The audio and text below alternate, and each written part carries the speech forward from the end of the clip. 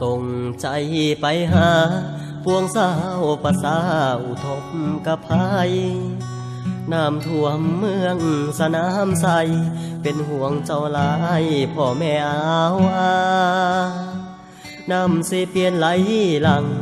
บ้านเฮือนเพพังจมสายทาลา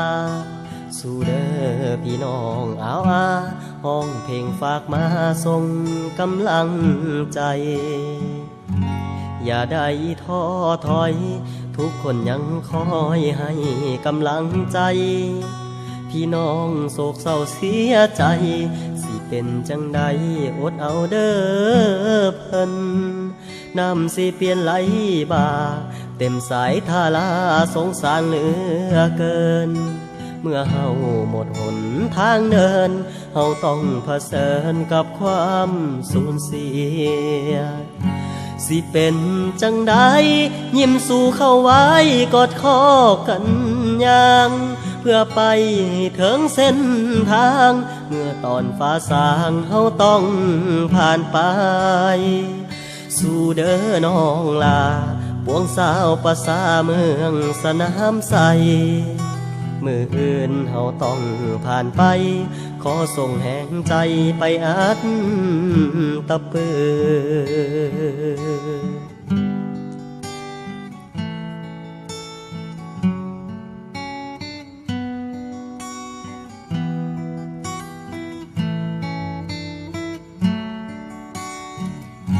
อย่าได้ท้อถอย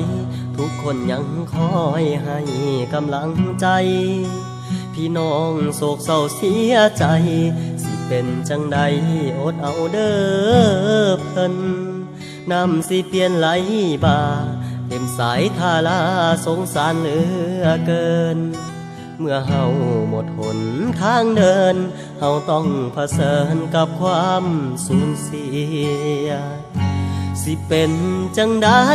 ยิ้มสู่เข้าไว้กอดคอกันยังเพื่อไปให้ถึงเส้น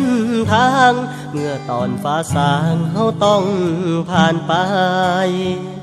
สู่เด้อน้องลา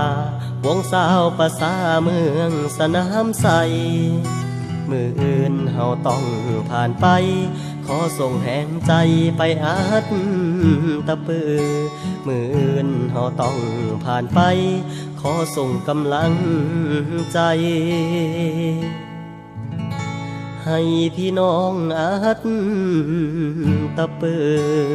อ